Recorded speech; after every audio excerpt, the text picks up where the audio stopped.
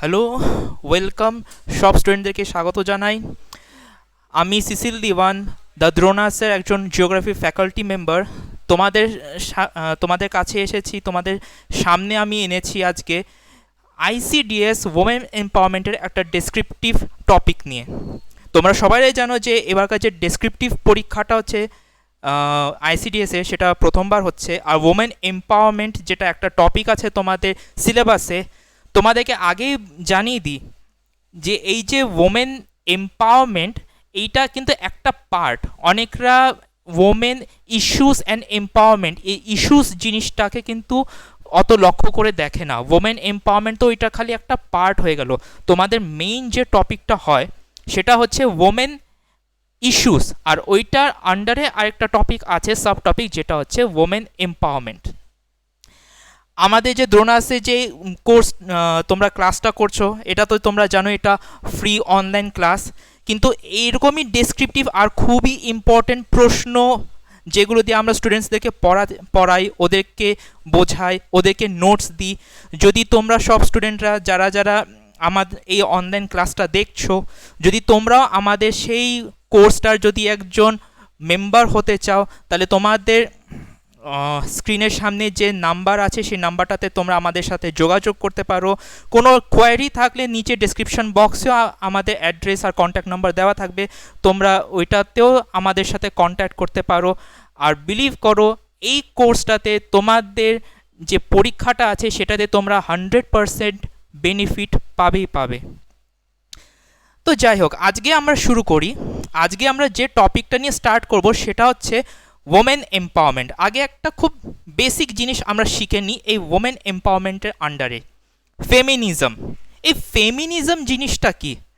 তোমরা হয়তো দেখছো যে নোটসগুলো এখানটাতে ইংলিশে আছে, বাট যদি তোমরা এটা অফলাইন কোর্স যদি তোমরা পেড করো, এই নোটসগুলোই তোমাদেরকে বাংলা ভার্সনে ওইখানটাতে প্রোভাইড করে দেওয়া হবে, ঠিক আছে? আচ্ছা, তো আগে বলে নিই, ওমেন এম্পাওয়ারমেন্ট যে কনসেপ্টটা আছে সেটা তোমরা কখনোই তোমরা ডিসকাস করতে পারবে না যদি তোমরা ফেমিনিজম টপিকটাকে যদি তোমরা না আনো। তো ফেমিনিজম টপিকটাকে তোমাদেরকে আনতেই হবে কোনো না কোনো মতেই, কারণ এই ফেমিনিজমই হচ্ছে ওই গ্রাস রুট, ওই একদম বেসিক লেভেল যেখান থেকে আজকে যে ওমেন এম্পাওয়ারমেন্টের যে কনসেপ্টটা আছে সেটা উঠে এসেছে। দেখো, আগে বলে দিই, ওমেন ফেমিনিজমের একটা খুব বেসিক ডেফিনেশন, যেটা তোমরা দেখে নাও কি আছে। Feminism is the belief in social, economic and political equality of sexes. Feminism মানে হচ্ছে একটা আইডিয়া, একটা বিশ্বাস, একটা আইডিওলজির উপরে বিশ্বাস করা in social, economic and political equality, সামাজিক, আর্থিক আর রাজনৈতিক ইকুয়ালিটি, সমানতা অফ দি সেক্সেস। মানে সেক্সেস মানে দেখো দু রকমের সেক্স আছে, মেল ফিমেল। তো চাই সেটা মেল হোক বা ফিমেল হোক, মানে পুরুষ হোক বা মহিলা হোক, তাদের মাঝখানে যেন সামাজিক, আর্থিক আর হচ্ছে পলিটিক্যাল, রাজনৈতিক বরাবরই সমানতা যেন থাকুক। এই যে আইডিওলজি, এই আইডিওলজিটাকেই বলা হয় ফেমিনিজম। বুঝতে পারলে আশা করি। Although largely originating from the West মানে হচ্ছে ওয়েস্টার্ন কান্ট্রিজ, হ্যাঁ, পশ্চিম দেশ থেকে এই কনসেপ্টটা এসেছে, কারণ ওইখানটাতেই ফেমিনিজমের এই যে আন্দোলনটা হয় সেটা শুরু হয়েছিল। বুঝতে পারছো তো? Feminism is manifested world wide. শুরু তো হয়েছিল ঠিক ওয়েস্টার্ন কান্ট্রিজ থেকে, কিন্তু আজকে ফেমিনিজমের কনসেপ্টটা পুরো বিশ্বতে চলছে। পুরো বিশ্বতে এই কনসেপ্টটা নিয়ে কথা বলা হয়। পুরো বিশ্বতে যত মহিলা আছে, যত মহিলা সংগঠন আছে, তারা সবাইরা এই ফেমিনিজমটাকে করে, প্রমোট করে, অ্যাডভার্টাইজ করে। আর এই ফেমিনিজমের থ্রু সবাইরা হচ্ছে ওমেন এম্পাওয়ারমেন্টটাকে অ্যাচিভ করার টার্গেট করে। কারণ দেখতেই পাচ্ছ, ফেমিনিজমের মানেই হচ্ছে believe in social, economic and political equality. যদি সামাজিক, আর্থিক আর রাজনৈতিক সমানতা যদি মহিলারা পুরুষদের মতন পেয়ে গেল, তাহলে তো অটোমেটিক্যালি তারা ওমেন এম্পাওয়ারমেন্ট তো হয়েই গেল, ওমেনরা তো এম্পাওয়ার্ড হয়েই গেল। বুঝতে পারছো? and is represented by various institutions committed to activity on the behalf of women's right and interest. আর এইসব যে কাজ কারবার আছে, যেরকম আমি এইমাত্র বললাম, এই সব কাজ কারবার কারা করে? ওই ইনস্টিটিউটরা করে বা এনজিওরা করে, যারা হচ্ছে ওমেন্স রাইট, মহিলাদের যে রাইটস আছে সেইগুলো আর তাদের ইন্টারেস্টকে প্রমোট করার জন্য কাজ করে। ঠিক আছে, মানে ভাবো কোনো একটা এনজিও আছে যে যারা ওমেন্স রাইটের উপর কাজ করছে, হ্যাঁ, তাদের যে যত ওদের অধিকার আছে সেই অধিকারগুলোকে বাঁচানোর চেষ্টা করছে।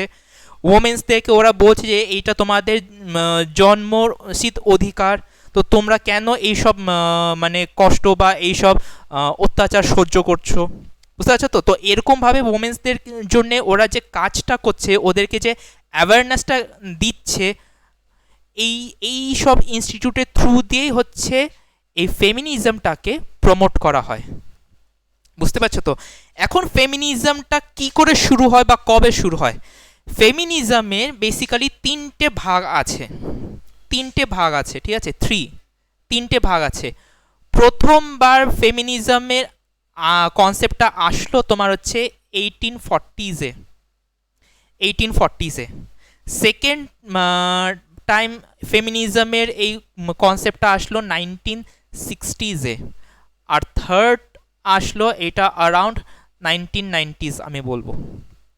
ঠিক আছে, এখন 1840s-এ এমন কি হলো যে ফেমিনিজমটা খুব জোরদার চলে আসলো? দেখো, আমেরিকাতে একটা স্টেট আছে, একটা আছে, কি বলে, রাজ্য আছে, যেটাকে বলা হয় নিউ ইয়র্ক। ঠিক আছে, এই নিউ ইয়র্কে তখনকার সময় এই 1840s-এর সময় না, মহিলাদের অধিকারই ছিল না ভোট দেওয়ার। চিন্তা করো, আজকে সেই আমেরিকা যাকে দেখে পুরো বিশ্ব, পুরো বিভিন্ন দেশরা চায় যে আজকে আমরা আমেরিকার মতন ডেভেলপড হই, বিকাশশীল হই, কিন্তু সেই আমেরিকায় এই 1840-এর সময় এমন একটা সময় ছিল যখন আমেরিকাতেই নিউ ইয়র্ক বলে যে রাজ্য আছে ওইখানটাতে, আর পুরোপুরি আমেরিকাতে অ্যাকচুয়ালিতে মহিলাদেরকে ভোট দেওয়ার অধিকারই ছিল না। বুঝতে পারছো? সেই সময়তে তখনকার সময় একটা কনভেনশন হয় যেটার নাম হচ্ছে সেনেকা ফলস কনভেনশন। এই সেনেকা ফল কনভেনশন একটা শুরু হয় কবে? 1948-এ। এই পয়েন্টটা কিন্তু খুবই ইম্পর্টেন্ট। ফেমিনিজমের যদি অরিজিন কোশ্চেন যদি আসে যে ওমেন এম্পাওয়ারমেন্টের অরিজিনটাকে trace the origin of women empowerment জিজ্ঞাসা করতেই পারে, তো তোমাদেরকে তো ফেমিনিজম থেকেই স্টার্ট করতে হবে, কারণ অরিজিন তো ওমেন এম্পাওয়ারমেন্টের কনসেপ্টটা তো ফেমিনিজম থেকেই আসছে। বুঝতে পারছো তো? আর ফেমিনিজমের ইয়েটা মানে কোথা থেকে শুরু হচ্ছে? এই সেনেকা ফলস কনভেনশন থেকে, 1940। এটা খুবই ইম্পর্টেন্ট। হ্যাঁ, কি হয়েছিল এই সময়তে? দেখো লেখা আছে 300 মেন অ্যান্ড ওমেন, 300 পুরুষ আর মহিলারা মিলে র্যালি বের করেছিল to cause of equality for women, মহিলাদের সমান অধিকারের জন্য এরা সবাইরা একটা র্যালি বের করেছিল। আর সমান অধিকার বলতে কিছুই না, খালি এতটুকুই যে মহিলাদেরকেও পুরুষদের মতনই অধিকার হওয়া উচিত ভোট দেওয়ার। এইটাকে নিয়ে এরা একটা আন্দোলন শুরু করে, এরা একটা র্যালি বের করে। ঠিক আছে, এলিজাবেথ ক্যান্ডি স্টেটন, ইনি হচ্ছে সেই মহিলা, ভেরি ইম্পর্টেন্ট, এটা কিন্তু খুবই ইম্পর্টেন্ট। ঠিক আছে, এলিজাবেথ ক্যান্ডি স্টেটন ড্রাফটেড সেনেকা ফলস ডিক্লারেশন। ইনি হচ্ছে যে এই সেনেকা ফল কনভেনশন যেটা আমরা বলছি, কনভেনশন কখন হয়? যখন একটা ল কিছু পাস হয়ে গেল, সেটা তখন ইন্টারন্যাশনালি সেটা কনভেনশন হয়ে যায়। ঠিক আছে, কিন্তু যতক্ষণে ওই লিখিত জিনিসটা ল হয়ে পাস হয়নি, ঠিক আছে, ওইটা জাস্ট প্রসেসে আছে, তখন সেটাকে বলা হয় ড্রাফট। ঠিক আছে, ড্রাফট বলা হয় সেটাতে। যেরকম তোমরা জানো হয়তো যে ড্রাফটিং কমিটি, যতক্ষণে কনস্টিটিউশন পাস হয়নি, ওইটা তো কনস্টিটিউশন তো ছিল না, ওইটার একটা ড্রাফট ছিল। বুঝতে পারছো তো? ওইটা যখন পার্লামেন্টে পাস হয়েছে, তারপরে এটা নয় কনস্টিটিউশন অ্যাজ ল মানে হয়ে গেল, তৈরি হয়ে গেল, কিন্তু তার আগে তো এটা একটা ড্রাফট ছিল। সেরকমভাবেই এই সেনিকা ফল কনভেনশনটার যে ড্রাফট আছে, সেই ড্রাফটটাকে কে বানিয়েছিল? Elizabeth Cady Stanton. ঠিক আছে, বোঝাতে পারলাম আশা করি। Outlining the new movements ideology and political strategy, মানে new movement in ideology, ideology মানে বিচারধারা, মানে মানুষের বিচারধারার মধ্যে একটা চেঞ্জ আনার জন্য। আর পলিটিক্যাল স্ট্র্যাটেজি মানে রাজনৈতিক যত কাম কাজ হয় সেটাতে একটা চেঞ্জ আনার জন্য এই যে বড় একটা আন্দোলন, একটা বড় র্যালি যেটা এলিজাবেথ ক্যান্ডি স্টেটন শুরু করে, যেটার নাম হচ্ছে সেনেকা ফলস কনভেনশন, যেটা কবে শুরু হয় 1948-এ। ঠিক আছে, আচ্ছা চলো এখন আমরা নিচে চলে আসি। Definition of women empowerment. আচ্ছা এইখান থেকেই হচ্ছে তোমার আস্তে আস্তে ফেমিনিজম থেকেই হচ্ছে তোমার এই কনসেপ্ট যেটা আছে ওমেন এম্পাওয়ারমেন্টের, এটা তৈরি হয়। এটার একটুখানি আমি তা এই নোটসটাতে দেওয়া নেই, কিন্তু আমি একটুখানি তোমাদেরকে বলে দিই। যখন 1942-তে ওয়ার্ল্ড ওয়ার 2 হচ্ছিল, দ্বিতীয় বিশ্বযুদ্ধ হচ্ছিল, তখন আমেরিকা, ইউকে মানে ইউনাইটেড কিংডম, সব পুরুষ যত লোকরা ছিল সবাইরা গিয়ে তো এখন লড়াইতে ব্যস্ত হয়ে গেছে। পুরো পুরুষরা গিয়ে লড়াই করছে, বর্ডারে গিয়ে জার্মানির সাথে, হিটলারের সৈন্যদের সাথে লড়াই করছে। কিন্তু তখন যখন সব লোকেরা যখন বাইরে লড়াই করছে, তখন ইউএসের ভিতরে, আমেরিকার ভিতরে বা ইউনাইটেড কিংডম ব্রিটেনের ভিতরে দোকান চালাতে হবে, ফ্যাক্টরি চালাতে হবে। এই যে যুদ্ধ চলছে, তো আমাদেরকে তো ইয়েও দিতে হবে না, কি বলে, গোলা বারুদ, যে গুলি হয়, বুঝতে পারছো তো, গুলি, এগুলো তো সব দিতে হবে। তো তার জন্য তো ফ্যাক্টরিতে তো কাউকে কাজ করতে হবে। কে কাজ করবে? তখন হচ্ছে সে সময় মহিলারা আগে আসেন। ওনারা কি হলো, ওনারা বললেন যে আমরা কাজ কারবার দেখব, যতক্ষণে আমাদের বর বা আমাদের ভাই বা আমাদের বাবা যখন বিশ্বযুদ্ধের মধ্যে বিজি হয়ে আছে, তো এই দেশের ইকোনমিটাকে আমরা সামলাবো। তো যত মহিলারা ছিল ওরা সবেরা দোকানপাট দেখা শুরু করলো, ওরা ফ্যাক্টরিতে গিয়ে কাজ করা শুরু করলো। আর ম্যাটার অফ ফ্যাক্ট, ওর মহিলারা সেই সময়টাতে লোকেদের চেয়ে, পুরুষদের থেকেও বেশি কাজ করছিল, ওভার টাইম করছিল। এমন সময় ছিল সেটা, দ্বিতীয় বিশ্বযুদ্ধ, বুঝতে পারছো তো। এখন যখন দ্বিতীয় বিশ্বযুদ্ধ যখন শেষ হয়ে যায়, তখন এখন সব পুরুষরা তো ফেরত চলে আসলো। তখন মহিলারা একটা কথা তুললো যে কেন এরকম হচ্ছে আমাদের সাথে, যখন পুরুষরা ছিল না আমরা তো ভালোভাবেই এই অর্থনীতিটা, এই যে আর্থিক ব্যবস্থা যেটা আছে ইউএসের বা ইউকের, এটাকে তো আমরা দেখলাম। আমরা ফ্যাক্টরিতে কাজ করলাম, আমরা অফিসে কাজ করলাম, আমরা দোকানপাট চালালাম, সব কিছু তো আমরা করলাম, যে সব কাজ আমাদের সমাজে পুরুষরা করে। তাহলে এখন যখন ওরা চলে আসছে, তাহলে আমাদেরকে কেন বের করে দিচ্ছে না? আমরা তো পুরুষদের মত, মানে পুরুষদের বরাবরই তো আছি। আমরা তো এমন তো না যে আমরা পুরুষদের থেকে খুবই কমজোর, আর আমরা খালি বাড়িতে বসে মানে ঘর সামলাবো, বাচ্চাদের দেখাশোনা করব। আমরাও বাইরে এসে কাজ করতে পারি, আর আমাদেরকেও এই অপরচুনিটিটা দেওয়া উচিত। এই হচ্ছে আরেক সময় যখন এই ওমেন এম্পাওয়ারমেন্ট নিয়ে আরেকটা মানে কি হয়, কনসেপ্ট, একটা আইডিওলজি, একটা আন্দোলন, আন্দোলন বলবো না, কিন্তু একরকমের একটা মুভমেন্ট শুরু হয় যে মহিলাদেরকেও ঘরের বাইরে কাজ করতে দেওয়া অধিকার দেওয়া উচিত। মহিলাদেরও অতটাই ততটাই অধিকার আছে যতটা পুরুষদের আছে ঘরের বাইরে কাজ করার।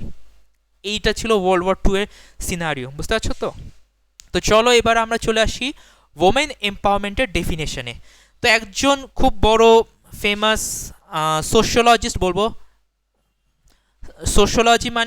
সোশিওলজিস্ট মানে হচ্ছে তোমার সমাজশাস্ত্র, হিন্দিতে বলা হয়, ঠিক আছে, সামাজিক শাস্ত্র। তো ওনার একজন বিশাল একজন ফেমাস সোশিওলজিস্ট শ্রীলতা বাটলিওয়ালা, উনি কি বলছেন, ওনার ডেফিনেশনটা কি ওমেন এম্পাওয়ারমেন্টের উপর?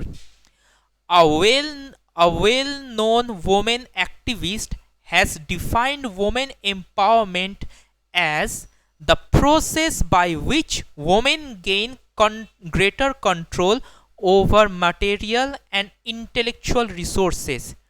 এটা এমন একটা প্রসেস যেটাতে মহিলারা গ্রেটার কন্ট্রোল, পুরো বেশি অধিকার পেয়ে যায় material and intellectual resources. Intellectual মানে বুদ্ধিজীবী, মানে তারা এডুকেশন লেভেলের উপর ওরা ভালো ইয়ে পেয়ে যায়, গ্রিপ পেয়ে যায়। গ্রিপ মানে ওদের এডুকেশন লেভেল খুব হাই হয়ে যায়।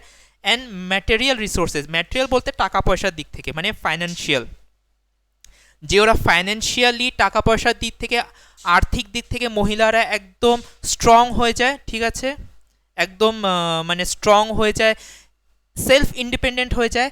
আর পড়াশোনার দিক থেকেও হচ্ছে মহিলারা পুরুষদের থেকেও আগিয়ে যায়, ঠিক আছে।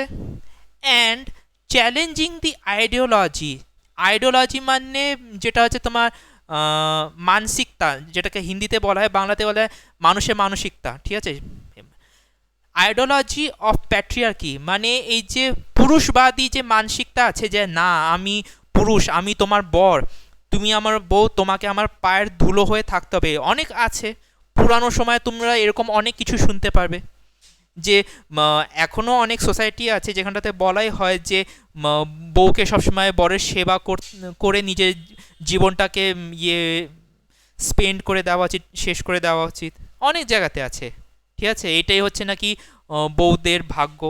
তো এরকম যে প্যাট্রিয়ার্কি, প্যাট্রিয়ার্কি মানে পুরুষবাদী, ঠিক আছে, পুরুষবাদী patriarchy, ideology of patriarchy and gender based discrimination, gender based discrimination মানে যে পুরুষদেরকে বেশি মানে স্বাধীনতা দেওয়া, ওদেরকে সব ফ্যাসিলিটি দেওয়া, এইদিকে মহিলাদেরকে ওই যা যা ফ্যাসিলিটি পুরুষরা পাচ্ছে সেই সব থেকে মহিলাদেরকে বঞ্চিত করে দেওয়া, বুঝতে পারছো তো।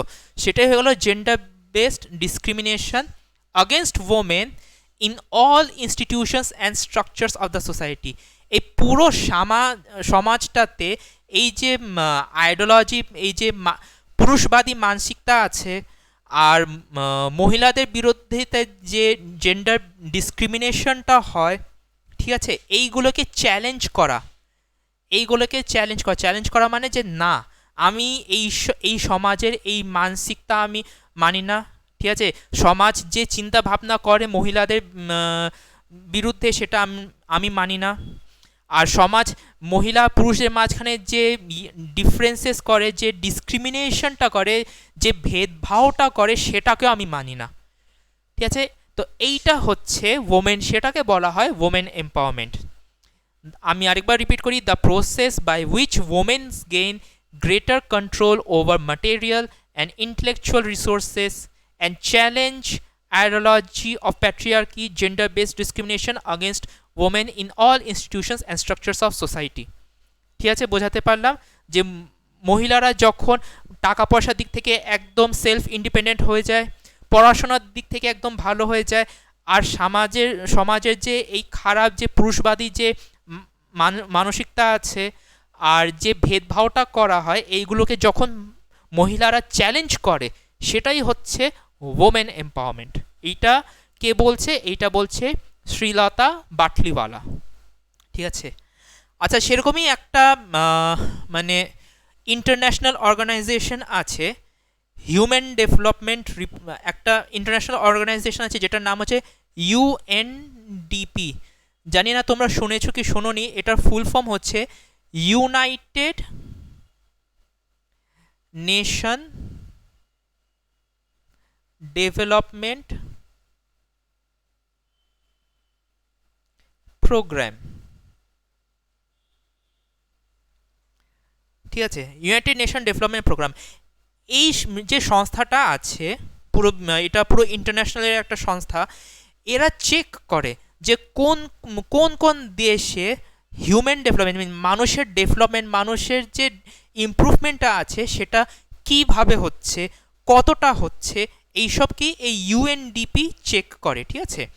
আর তারপরে এরা যত ইনফরমেশন এরা পেয়ে যায়, সেই ইনফরমেশনকে এরা একটা রিপোর্ট বানিয়ে, হিউম্যান ডেভেলপমেন্ট রিপোর্ট বানিয়ে অনলাইন পাবলিশ করে দেয়, ঠিক আছে, অনলাইনে এটাকে ইস্যু করে দেয়। তো একটা হিউম্যান ডেভেলপমেন্ট রিপোর্ট 1995 একটা রিপোর্ট ছিল, হিউম্যান ডেভেলপমেন্ট রিপোর্ট 1995। আর সেখানটাতে হচ্ছে ইউএনডিপি হচ্ছে একটা ডেফিনেশন দেয় ওমেন এম্পাওয়ারমেন্টের। সেটা কি? Empowerment is about participation. Empowerment মানে হচ্ছে পার্টিসিপেশন করা, ঠিক আছে, পার্টিসিপেট করা। যেরকম খেলাধুলাতে আমরা পার্টিসিপেট করি না, সেরকমভাবে পার্টিসিপেট করা, ভাগ নেওয়া, ঠিক আছে। তো কোন কোন জায়গায় মহিলাদেরকে তাহলে ভাগ নেওয়া উচিত? Investing in women's capability and investing in women's capability মানে মহিলাদের যে সামর্থ্য আছে না সেটা পুরুষদের থেকে অনেক ভালো আছে বলে। ওমেন্সদের যে সামর্থ্য সেটা পুরুষদের থেকে আরও বেশি, খালি ওই সামর্থ্যটাকে আরেকটু পলিশ করে আরেকটু এটাকে ইমপ্রুভ করে আমাদেরকে সমাজের সামনে রাখতে হবে, তাহলে কি হচ্ছে মহিলারা কি হবে, তারা ডেভেলপ হয়ে যাবে। ঠিক আছে, এইটা বলছে। আচ্ছা, তো ইনভেস্টিং ইন ওমেন্স ক্যাপাবিলিটিস, হ্যাঁ, তো মহিলাদের যে পোটেনশিয়াল আছে, যে ক্যাপাবিলিটিটা আছে সেটাকে ডেভেলপ করার জন্যে মানে কোনো সংস্থা বা সরকার হোক তাদেরকে টাকা খরচা করা উচিত। এম্পাওয়ারিং দেম, ওদেরকে সামর্থ্য বানিয়ে দেওয়া উচিত, ওদেরকে পাওয়ারফুল বানিয়ে দেওয়া উচিত। To exercise their choice is not only valuable in itself but also the surest way to contribute to the economy growth and overall development. Empowering them মানে যে ওদেরকে শক্তি দেওয়া, মহিলাদেরকে এটাকে বলা হয় এম্পাওয়ারিংকে হিন্দিতে বলা হয় সশক্তিকরণ। ঠিক আছে, তো মহিলাদেরকে শক্তি দেওয়া, মহিলাদেরকে আরও পাওয়ারফুল বানানো, এম্পাওয়ার বানানো, যাতে মহিলারাও কি কোনো দেশের ইকোনমিক আর্থিক ডেভেলপমেন্টের জন্য, আর্থিক ব্যবস্থাকে আরও নতুন করে আরও এটাকে ডেভেলপ করার জন্য, বা ওভারঅল ডেভেলপমেন্ট বা পুরো সমাজকে বা পুরো দেশটার ডেভেলপমেন্টের জন্য প্রপার ডিসিশন নিতে পারুক। ঠিক আছে, proper exercise their choice which is not only valuable to itself, মানে মহিলারা এমন কোনো খালি ডিসিশন নিবে না যেটা খালি ওদের জন্য ভালো। মহিলাদেরকে এত এম্পাওয়ার করে দাও, ওদেরকে এত শক্তিশালী বানিয়ে দাও যে তারা ডিসিশন নিতে পারুক আমাদের দেশের অর্থনীতির জন্য, আমাদের দেশের সামাজিক ব্যবস্থাটাকে আরও ইমপ্রুভ করার জন্য, আমাদের দেশের রাজনৈতিক যে ব্যবস্থাটা আছে সেটাকে ডেভেলপ করার জন্য। বুঝতে পারছো? তো এইটা হচ্ছে হিউম্যান ডেভেলপমেন্ট 1995-এ একটা ডেফিনেশন অফ ওমেন এম্পাওয়ারমেন্টের উপর একটা ডেফিনেশন। ঠিক আছে, আশা করি যে তোমরা এটা বুঝতে পারছো। যদি তোমাদের কোনো কোয়ারি বা ডাউট থাকে তাহলে তোমরা কমেন্ট সেকশনে আমাকে ডাউট জিজ্ঞাসা করতে পারো। ঠিক আছে, আর আমি চেষ্টা করবো যে নেক্সট ভিডিওতে আমি তোমাদের সেই ডাউটটা ক্লিয়ার করে দিই। হ্যাঁ, আচ্ছা, নেক্সট ইন্ডিকেটর কি বলছে, indicator of secondary status of women empowerment. কেন মহিলাদেরকে, দেখো একটা সমাজে হচ্ছে দু রকমের স্ট্যাটাস আছে। প্রাইমারি স্ট্যাটাস একটা বলা হয় প্রাথমিক, মানে সমাজ কাকে প্রাথমিক ইম্পর্টেন্স দেয়, কাকে প্রাথমিকভাবে, কে সমাজের জন্য সব থেকে বেশি কি বলে ইম্পর্টেন্ট। ঠিক আছে, তো আমরা যেরকম সোসাইটিতে থাকি, যেরকম সমাজে থাকি, পুরুষরা হচ্ছে সব থেকে বেশি ইম্পর্টেন্ট, জানা কথা, এটা ধরেই রাখো, পুরুষরা হচ্ছে সব থেকে বেশি ইম্পর্টেন্ট।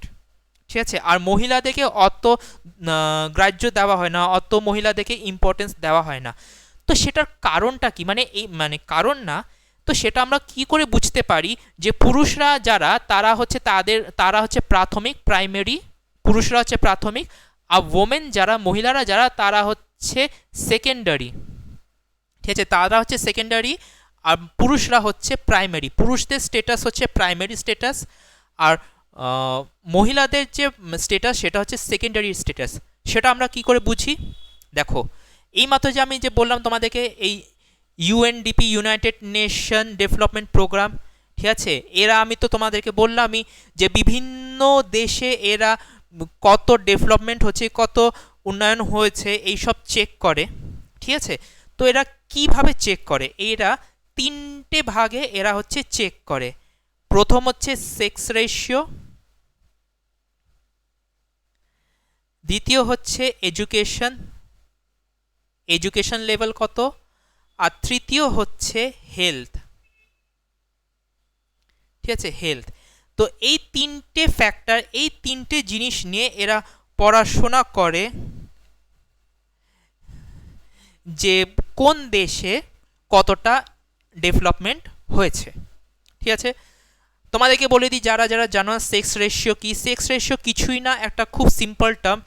প্রত্যেক হাজার, আমি এখানটাতে সাইডে লিখে দিচ্ছি, ঠিক আছে, প্রত্যেক হাজার যদি লোক আছে, পুরুষ আছে, তাদের বদলে কত মহিলা আছে সেটাকে বলা হয় সেক্স রেশিও। একদম ইজিলি ভেবে নাও, যদি আমি বলছি যে ইন্ডিয়ার সেক্স রেশিও, একটা এক্সাম্পল দিয়ে বললাম 900, তার মানে একটা জায়গায় যদি 1000 পুরুষ আছে, তার 1000 পুরুষের কম্প্যারিজনে বদলে 19 বলছি 900 মহিলা আছে, ঠিক আছে, 900 মহিলা আছে, 900 জন মহিলা আছে, এইটাকে বলা হয় সেক্স রেশিও। মানে এক একটা জায়গাতে যত হাজার পুরুষ আছে, হাজার পুরুষের কম্প্যারিজনে কত মহিলা আছে, সেটাকে বলা হয় সেক্স রেশিও, খুব সিম্পলভাবে, ঠিক আছে। তো দেখি ইন্ডিয়ার সেক্স রেশিওর কি অবস্থা।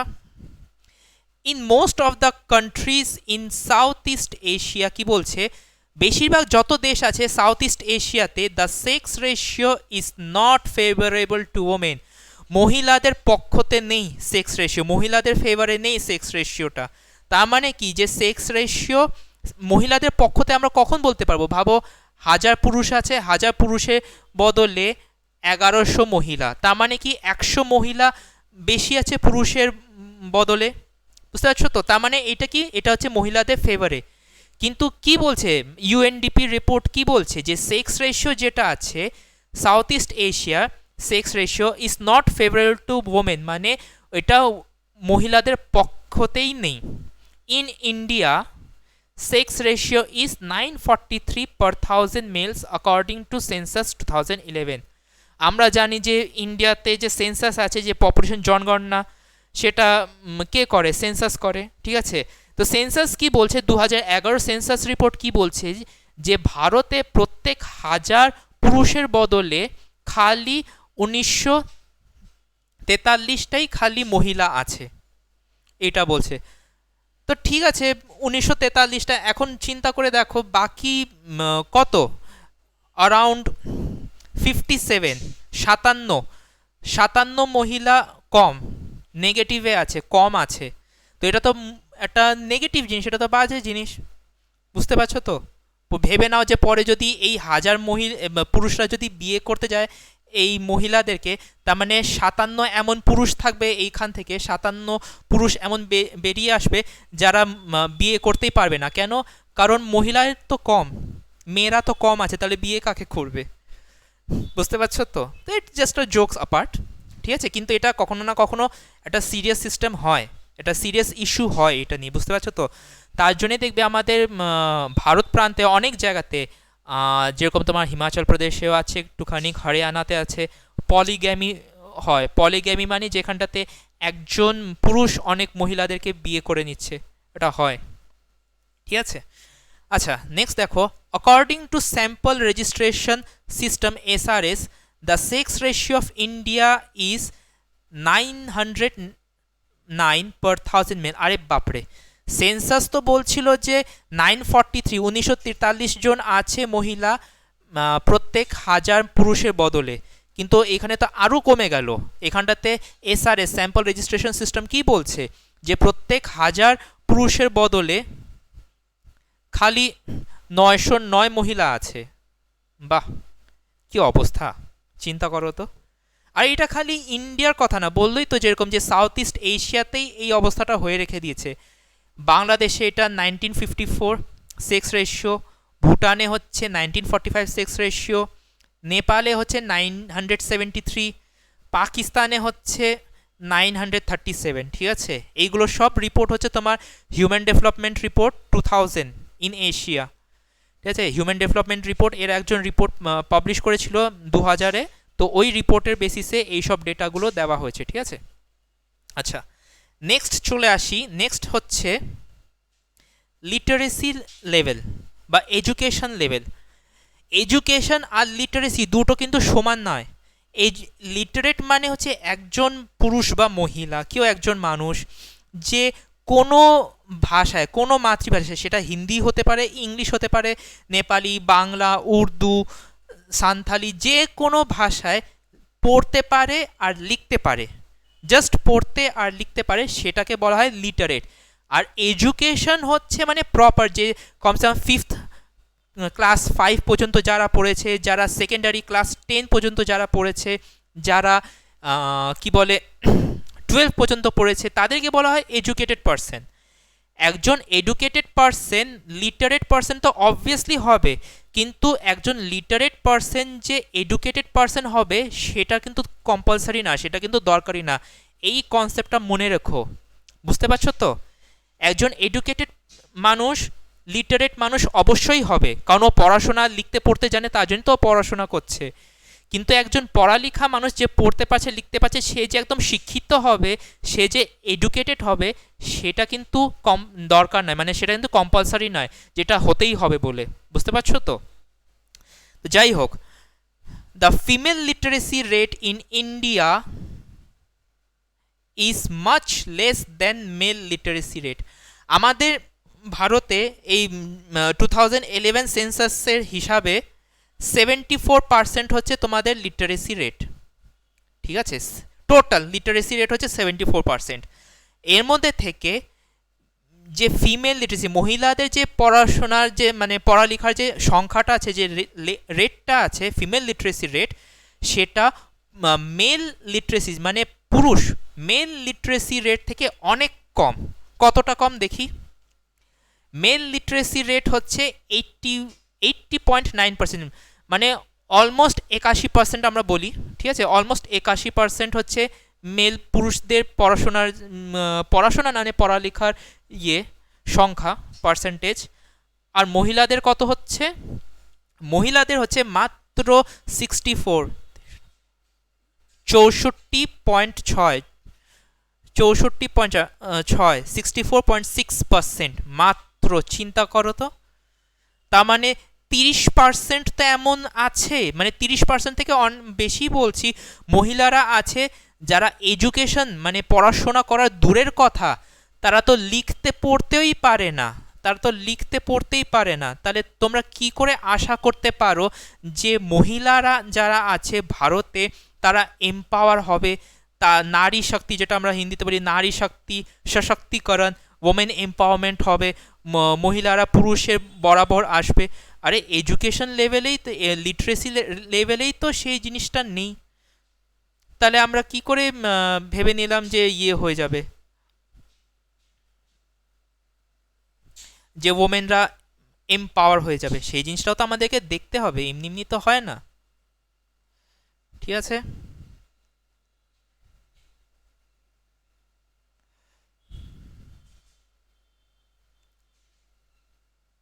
চলো, তো তার মানে এক তো হয়ে গেল যে সেক্স রেশিও যেটা, সেটা মহিলাদের খুবই কম ভারতে, বুঝতে পেরে গেলাম, যার জন্য আমরা বুঝতে পারছি যে মহিলাদের যে পরিস্থিতি যেটা আছে ভারতে সেটা খুব ভালো না।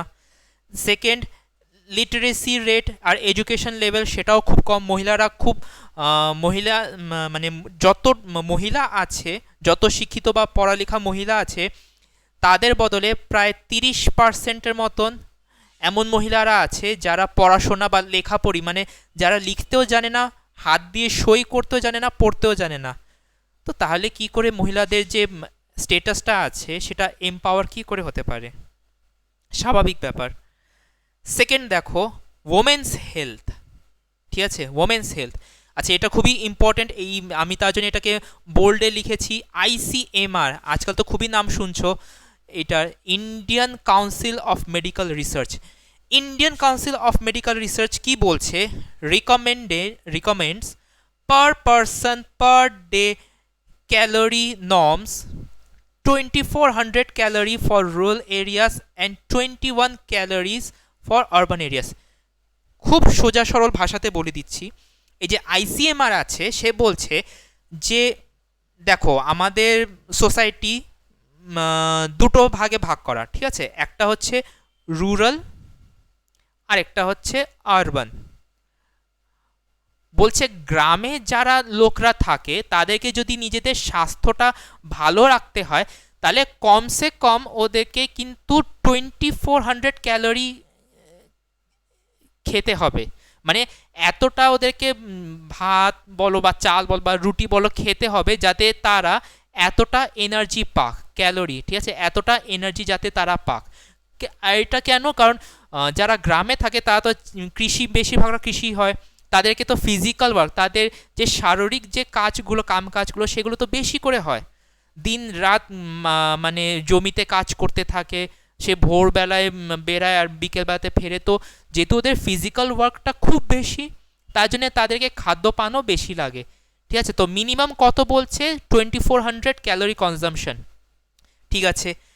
আচ্ছা, আরবান এরিয়াস, আরবান এরিয়াসের জন্য যারা এই সিটিস, যেরকম তোমাদের কলকাতা বলো, কলকাতা একটা সিটি, ঠিক আছে, কলকাতা, শিলিগুড়ি, তো এইসব যে বড় বড় যে সিটিস যেগুলো আছে, শহর যেগুলো আছে, ওইখানটাতে মানুষদেরকে নিজেদের শরীর যদি মেনটেন রাখতে হয়, হ্যাঁ, যদি তাদের হেলথটাকে মেনটেন রাখতে হয়, তাহলে কত ক্যালোরি মিনিমাম কনজিউম করা উচিত? 2100, ঠিক আছে। আরবানটাতে এটা কম, কারণ আরবান এরিয়াতে, শহরে তোমরা দেখবে যে ফিজিক্যাল ওয়ার্কটা একটু কম থাকে, বুঝতে পারছো তো। কারণ এখানটাতে বেশিরভাগ লোকেরা যারা অফিস ওয়ার্ক করে, সার্ভিস করে, তো ম্যাক্সিমাম অফিসে কাজ করে, তাদের ফিজিক্যাল ওয়ার্কটা কম হয়, মেন্টাল ওয়ার্ক বেশি হয়, বুঝতে পারছো তো। তো তার জন্য তাদের কি হচ্ছে, ফিজিক্যাল ওয়ার্কটা যেহেতু একটু কম, তাদের ক্যালোরি কনজামশনটা একটু কমই থাকে, যখনকার কি রুরাল, গ্রামীণ এরিয়াতে এইটা একটু বেশি, ঠিক আছে। এইটা কিন্তু মনে রাখবে, এটা খুবই ইম্পর্টেন্ট। যদি তোমাদেরকে নোটসের মধ্যে যদি এটা মেনশন করতে পারো, এক্সট্রা পয়েন্টস তোমরা এই ডেফিনেশনটার জন্য পাবেই পাবে, অ্যাটলিস্ট 1 মার্কস এটা ধরে তোমরা পাবেই পাবে। চলো তাহলে দেখা যাক। Studies from developing countries reveals that womens are more prone to diseases than man. আচ্ছা, তো আইসিএমআর কি বলছে? আইসিএমআর বলছে যে মহিলারা যারা আছে ডেভেলপিং কান্ট্রিজে, দেখো 3 রকমের দেশ আছে, ডেভেলপিং, ডেভেলপড আর আন্ডার ডেভেলপড। ডেভেলপড তো হচ্ছে যেগুলো তোমার আমেরিকা, ইউকে, বড় বড় যারা পুরোপুরি বিকাশ হয়ে গেছে তাদের। আর ডেভেলপিং যারা ডেভেলপ হচ্ছে, যেরকম ইন্ডিয়া, চায়না, পাকিস্তান, এসব, ঠিক আছে। তো এই যে ডেভেলপিং কান্ট্রিজ যেখানে আছে, সেখানটাতে মহিলারা মানে শারীরিক দিক থেকে তারা বেশি অসুস্থ হয় দেন মেন, মানে পুরুষদের থেকে বেশি মহিলারা অসুস্থ হয়, ঠিক আছে। আচ্ছা, কেন? দেখা যাক। Most womens generally suffer from chronic energy deficit. Chronic energy deficit মানে কি, বুঝতে পারছো? আমরা যে খাবারগুলো খাই, খাবারটা খাওয়ার পর খাবারের থেকে যে আমরা মিনারেলস, যে প্রোটিন মিনারেলসগুলো পাই, সেগুলো কি আমাদের শরীরকে কি দেয়? শক্তি দেয়, যাতে আমরা আগে গিয়ে নেক্সট দিন বা তারপরে দিনভর যা কিছু আমাদেরকে কাজ করতে হয়, সেটা আমরা ভালো করে করতে পারি। এখন তোমরা চিন্তা কর, তোমরা নিজেরাই ভাবো, তোমরা রোজ ভোর ভোর বেলায় খালি পেটে যাও, খালি পেটে তোমরা কাজ করছো, দিনভর কাজ করছো, রাত্রিবেলায় বাড়িতে ফেরো, দেখবে তোমাদের মাথা ঘোরানো শুরু করে দিবে। কেন? কারণ তোমাদের কাছে তো এই এনার্জিটাই নেই, তোমরা তো ক্যালোরিটা কনজিউমই করোনি, বুঝতে পারছো তো। তো যদি তোমরা ক্যালোরি কনজিউম না করো, তাহলে তোমরা কী হবে, তোমাদের শরীর একদম অসুস্থ হয়ে পড়বে, উইক হয়ে যাবে, তোমাদের শরীরের কাছে সেই এনার্জিটাই থাকবে না কোনো কাজ করার, ঠিক আছে। তো সেইটাই এখানটাতে বলছে, most womens generally suffers from chronic energy deficit due to insufficient calorie intake which is 500 to 700 calories less than recommended. আরে বাপরে, চিন্তা করো, মানে ভাবো যে আইসিএমআর যে আছে, সে বলেই দিয়েছে যে গ্রামীণ এলাকাতে কমসে কম 2400 ক্যালোরি মহিলা হোক বা পুরুষ হোক নিতেই হবে, তাহলেই তারা কি নিজেদের স্বাস্থ্যটাকে মেনটেন ভালো করে রাখতে পারবে। কিন্তু কি বলছে যে গ্রামে এমন পরিস্থিতি আছে মহিলাদের যে 500 থেকে 700 কম ক্যালোরি ওরা কনজিউম করছে, ওরা নিচ্ছে। তার মানে যদি আমি বলি এখান থেকে 500 যদি আমি মাইনাস করে দিই, তাহলে কত? 1900 ক্যালোরি বাঁচছে। তার মানে 1900 মতন ক্যালোরি হচ্ছে মহিলারা গ্রামীণ ক্ষেত্রতে পাচ্ছে। আর এইখানটাতে 500 মাইনাস করে দিয়ে আমি কত পাচ্ছি? এখানটাতে আমি পাচ্ছি হচ্ছে 1600 মতন আমার মনে হয়, ঠিক আছে।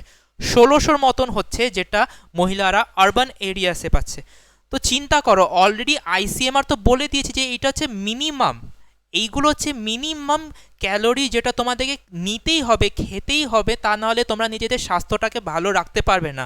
আর তার মধ্যে পরিস্থিতি মহিলাদের কি, চাই সেটা শহর হোক বা গ্রামীণ এলাকা হোক, মহিলারা খালি এতটুক ক্যালোরি কনজিউম করছে, এতটুক ক্যালোরি ওরা খাচ্ছে, এতটুকু মানে তারা পেট ভরে তারা খেতে পাচ্ছে না, এমন পরিস্থিতি। তো স্বাভাবিক ব্যাপার, এরকম যখন মহিলাদের স্বাস্থ্য যদি ভালো না হয়, তাহলে আমরা কি করে বলতে পারি যে মহিলারা এম্পাওয়ারমেন্ট হবে, ডেভেলপড হবে পুরুষদের সাথে? বুঝতে পারছো তো?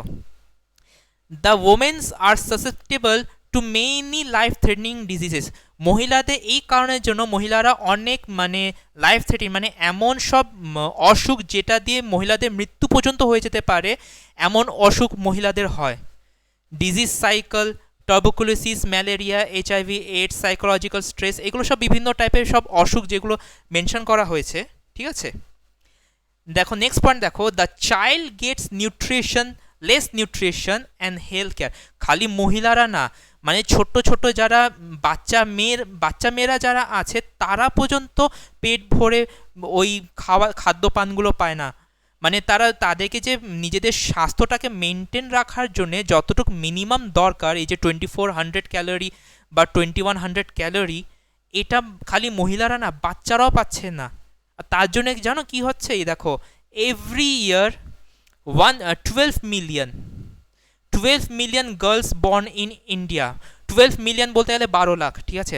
12 লাখের মতন মেয়েরা জন্ম নেয় ইন্ডিয়াতে। তার মধ্যে থেকে 1.5 million die before their first birthday. 1.5 মানে 1.5 লাখের মতন বাচ্চারা, মানে মেয়ে বাচ্চাদের কথা বলছি, তারা মরে যায় 1 বছর হওয়ার আগেই তারা মরে যায়। কেন? কারণ তাদের কাছে প্রপার নিউট্রিশন তারা পায়নি।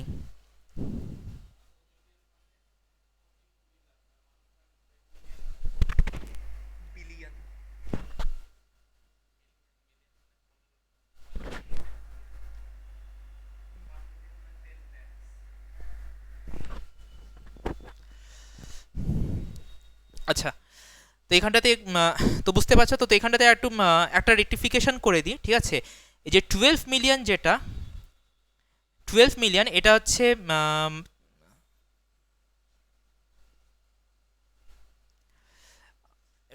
12 কোটি।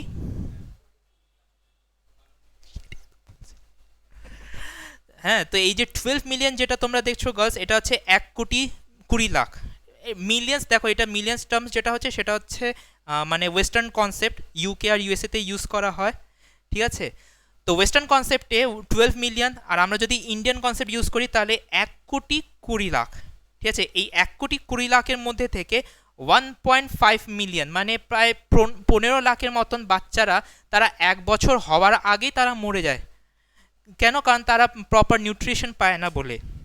এছাড়া দেখো অ্যানাদার 8,50,000, 8.5 লাখের মতন বলি, ঠিক আছে, 8,50,000 বাচ্চা মেয়েদের কথাই বলছি কিন্তু, ডাই বিফোর দেয়ার 5th বার্থডে, মানে 5 বছর হওয়ার আগে যে বাচ্চা মেয়েরা আছে তারা মরে যায়।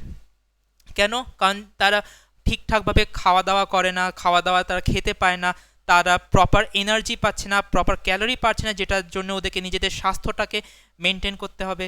ঠিক আছে, তো এই পরিস্থিতির জন্য কি হচ্ছে, বাচ্চারা মরে যাচ্ছে, মহিলারা মরে যাচ্ছে। এখন চিন্তা করো, যদি সেক্স রেশিও মহিলাদের ফেভারে নেই, এডুকেশন লিটারেসি লেভেল মহিলাদের খুব কম, হেলথ মহিলাদের স্বাস্থ্য সেটাও ভারতে খুব খারাপ, এইটা দিয়ে বোঝা যায় যে ওমেন এম্পাওয়ারমেন্ট, ঠিক আছে, মানে মহিলাদের যে স্টেটাস অফ ওমেন এম্পাওয়ারমেন্ট, মহিলাদের যে স্টেটাসটা আছে ইন্ডিয়াতে, সেটা পুরুষদের থেকে খুবই খারাপ। পুরুষরা এই সব কিছু পাচ্ছে, কিন্তু মহিলারা এই সব পাচ্ছে না। যারা যারা পাচ্ছে সেটা খুবই কম সংখ্যাতে পাচ্ছে। ঠিক আছে, তো আশা করি তোমরা তাহলে এটা বুঝতে পেরেছো, indicators of secondary status of women empowerment. আচ্ছা, সেভাবে দেখো ডাইমেনশন অফ ওমেন এম্পাওয়ারমেন্ট। দেখো ওমেন এম্পাওয়ারমেন্ট তো একটা কনসেপ্ট হয়ে গেল, এখন ওমেন এম্পাওয়ারমেন্ট বিভিন্ন ভাগ আছে, এটা টাইপস হবে না, এটা আমি বলবো ডাইমেনশন বলবো। যে সমাজে যেরকম অনেকগুলো তথ্য আছে, সোশ্যাল, সামাজিক, রাজনৈতিক, আর্থিক, বুঝতে পারছো তো? তো তো কোন কোন এমন ডিফারেন্ট ডিফারেন্ট ডাইমেনশন আছে, তথ্য আছে যেখানটাতে ওমেন এম্পাওয়ারমেন্ট হতে পারে? দেখো, সব থেকে আগে হচ্ছে সোশ্যাল ওমেন এম্পাওয়ারমেন্ট। সোশ্যাল, সামাজিক দিক থেকে মহিলাদেরকে এম্পাওয়ারমেন্ট করতে হবে, সশক্তিকরণ করতে হবে মহিলাদের। আ critical aspect A critical aspect of social empowerment of women is promotion of gender equality। ঠিক আছে, এটা তো হয়ে গেল সামাজিক দিক থেকে, তো এটা তো বলতে হবে যে পুরুষ আর মহিলাদেরকে এক করো, তাহলে মহিলাদের ডেভেলপমেন্ট হবে, এম্পাওয়ারমেন্ট হবে মহিলাদের। Gender equality implies a society which women and men enjoy same opportunity। Gender equality হলে কি হবে, দাঁড়া আমি এটা একটু মুছে দিই।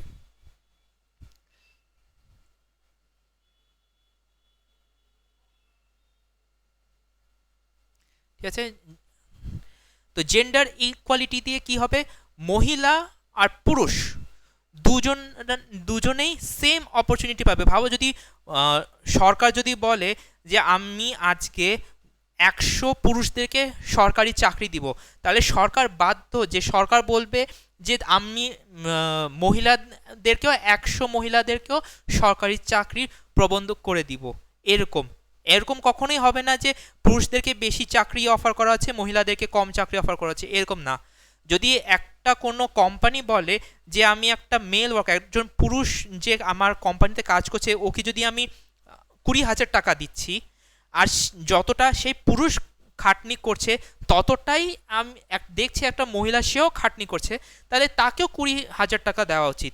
এমন আমি কখনোই করবো না যে পুরুষকে আমি 20,000 দিচ্ছি আর মহিলাকে আমি 15 দিচ্ছি, সেরকম না। ঠিক আছে, so same opportunities, same outcome, same rights, মানে বরাবরের অধিকার হওয়া উচিত, and obligations in all life spheres. আর জীবনের যত কাজ কারবার আছে যেখানটাতেই মহিলা আর পুরুষরা একসাথে আসে, সেখানটাতেই মহিলাদেরকে পুরুষদের বরাবর মানতে হবে। তো এটা হয়ে গেল সোশ্যাল ওমেন এম্পাওয়ারমেন্ট।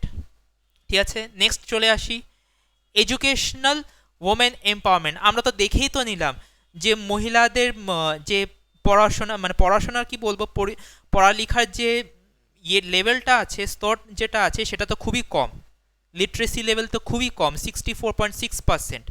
তো আমাদেরকে তো এটাকেও তো ইমপ্রুভ করতে হবে, তা নাহলে তো মহিলারা এম্পাওয়ার হবে।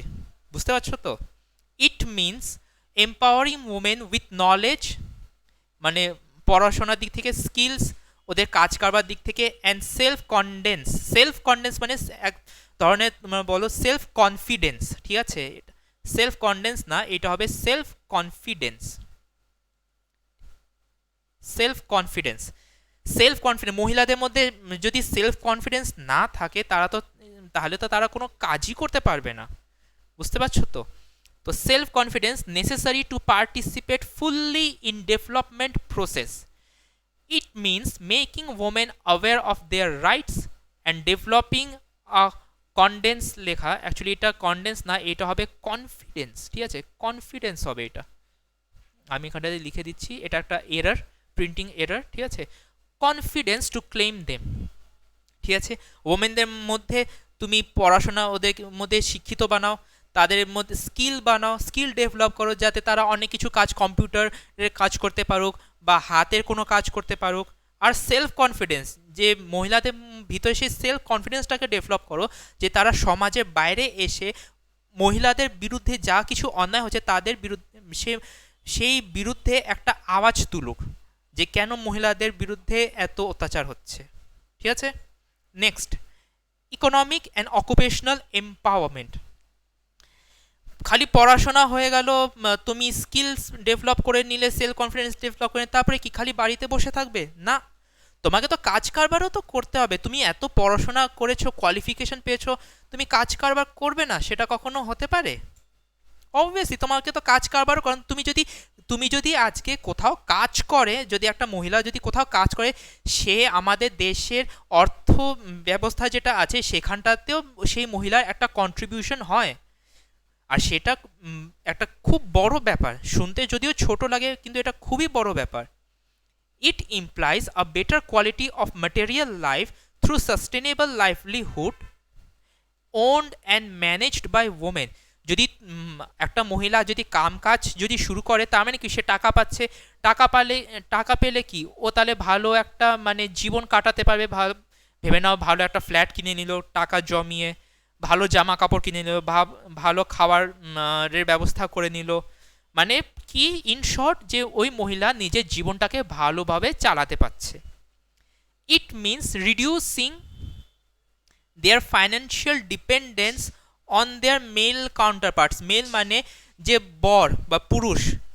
এক সময় কি আছে, এখনো অনেক জায়গাতে আছে যেখানটাতে কি মহিলাদেরকে মানে বউদেরকে, ঘরের বউদেরকে যদি কোনো জিনিসেরও দরকার পড়ে খালি বরের কাছ থেকে টাকা চেতে হয়, আর বর খালি ক্যাং ক্যাং করতে থাকে যে কি খালি আমি বাইরে খাটতে থাকি আর তুমি খালি টাকা ওড়াতে থাকো। স্বাভাবিক ব্যাপার, এটা প্রত্যেক ঘর কি কাহিনী, যেটা আমরা বলতেই পারি। কিন্তু যদি একটা মহিলা যে যদি নিজে কাজ কারবার করা যদি শুরু করে দেয়, তাহলে কি ও আর নিজের বরের উপর ডিপেন্ডেন্ট না টাকা পয়সার জন্য। ও নিজে কামাচ্ছে, ও নিজের যা কিছু খরচা আছে নিজে এখন তুলতে পারছে। ওকে ওই বউটাকে আর নিজের বরের ক্যাং ক্যাং শোনার আর কোনো দরকার নেই। এইটা একটা খুব বড় ফায়দা হয় by making them significant part of human resources. ঠিক আছে, তো এটা হয়ে গেল তোমার economic and occupational empowerment. Next দেখছি সেটা হচ্ছে লিগাল ওমেন এম্পাওয়ারমেন্ট। ঠিক আছে, legal women empowerment. Legal women এম্পাওয়ারমেন্টে আমরা দেখছি কি কি আসছে। লিগাল ওমেন এম্পাওয়ারমেন্টে আসছে it's suggest provision of legal effective legal infrastructure which supports women empowerment. দেখো, মহিলারা খালি বলছে যে আমরা ওমেনদেরকে এম্পাওয়ার করতে চাই, কিন্তু যদি সরকার থেকে আইনের দিক থেকে যদি সাপোর্ট যদি না পায়, তাহলে তো মহিলারা কখনো এম্পাওয়ার্ড হতেই পারবে না। স্বাভাবিক ব্যাপার। তো ওমেন এম্পাওয়ারমেন্টের তো দরকার তো খুবই বেশি, বুঝতেই পারছো। তো কাজে কি হচ্ছে, একটা লিগাল সাপোর্ট আইনের দিক থেকেও মহিলাদের এম্পাওয়ারমেন্ট করার জন্যে সাপোর্টের খুবই দরকার। It means addressing the gap between law prescribes and what actually occurs. ঠিক আছে, আর লাস্ট হচ্ছে যেটা দেখছো political women empowerment. It means existence of a political system favouring the participation and control by women. আমরা সবাই জানি যে পার্লামেন্ট হোক, বিধানসভা হোক, লোকসভা হোক, 30% সিট মহিলাদের জন্য রিজার্ভ করা থাকে। কিন্তু রিয়ালিটিতে সত্যি কথা বলতে গেলে এই 30%-এর মধ্যে যত মহিলারা এখন পলিটিক্সে আছে, বিধানসভা বা লোকসভাতে আছে, তারা জানেই না যে মহিলাদের অ্যাকচুয়াল আসল কারণ কি, তাদের যেটার জন্য তারা ডেভেলপড হতে পারছে না, মহিলাদের কি কি সমস্যা আছে যেটা যেটা তারা নিজেদের প্রত্যেক দিন তাদেরকে ফেস করতে হয়। ব্যাস 30% বানিয়ে দিল। এখন সব যারা পলিটিক্যাল লিডার্সরা আছে, মানে পুরুষরা আছে যারা, তারা কি করছে, নিজেদের বউদেরকেই ওইখানটাতে ঢুকিয়ে দিচ্ছে কোটাটাকে ফিল করার জন্য, আর কিছুই না। তো এরকমভাবে একটা ফলস রিপ্রেজেন্টেশন করে তো কখনোই ওমেন এম্পাওয়ারমেন্ট তো হবে না। আমাদেরকে প্রপার পলিটিক্যাল সিস্টেম করতে হবে, একটা তৈরি করতে হবে রাজনৈতিক সিস্টেম, যেটা কি আসলে অ্যাকচুয়ালিতে ওমেন এম্পাওয়ারমেন্টকে সাপোর্ট করুক। Participation and control by women empowerment of political decision making process and governments, যারা ওমেন্সদেরকে অ্যাকচুয়ালিতে ফেভার করুক, সাপোর্ট করুক কিসে, পলিটিক্যাল ডিসিশন মেকিং। রাজনৈতিক যত ডিসিশন নেওয়া হবে সেইগুলোতে ওমেন্সদের পার্টিসিপেশনটাকে বাড়িয়ে দিক। ঠিক আছে, ইন গভর্নেন্স, সরকারি যেসব কাজ কারবার হবে সেটাতেও যেন মহিলাদের কন্ট্রিবিউশনটা পুরুষদের মতনই অনেক বেশি বেড়ে যাক। তো এইটা হচ্ছে তোমাদের 5টা dimension: social women empowerment, educational women empowerment, economic occupational empowerment, legal women empowerment, political women empowerment. তো স্টুডেন্টস, আজকে আমরা জানতে পারলাম যে ওমেন এম্পাওয়ারমেন্ট কনসেপ্টটা কোথা থেকে আসলো। সেটা আসলো হচ্ছে তোমাদের ফেমিনিজম থেকে। তার ডেফিনেশনটা আমরা জানলাম, দুটো খুবই ইম্পর্টেন্ট ডেফিনেশন, সেটা তোমাদেরকে বুঝে রাখতে হবে। কি কি কারণ আছে, মানে জিনিস আছে যেটা দিয়ে আমরা বুঝতে পারি যে ইন্ডিয়াতে ওমেন এম্পাওয়ারমেন্টের যে সিচুয়েশনটা সেটা খুবই খারাপ, বা মহিলাদের স্টেটাস যেটা পরিস্থিতি সেটা খুবই খারাপ, সেটা ডিসকাস করলাম। আর ওমেন এম্পাওয়ারমেন্টের different types of women empowerment বা different dimensions of women empowerment, যেটা আমি আরও ভালো করে বলবো, যে কোন কোন জায়গাতে ওমেন এম্পাওয়ারমেন্টের দরকার। তো সেই 5টা আমরা ডিসকাস করে নিলাম। আশা করি এইখানটা তোমাদের সব কিছু ক্লিয়ার হয়েছে, তোমরা সব কিছু বুঝতে পেরেছো। আশা করি তোমাদের কোনো যদি ডাউট নেই। যদি ডাউট থাকে তাহলে কমেন্ট সেকশনে আমাকে কমেন্ট করতে পারো, আমি তোমাদের ডাউট নেক্সট ক্লাসে অবশ্যই ক্লিয়ার করব। নেক্সট ক্লাসে আমরা ডিসকাস করব, এইগুলো তো হচ্ছে প্রবলেমস বলছি, কিছু aspect, dimension of women empowerment discuss করলাম, ডেফিনেশন ডিসকাস করলাম।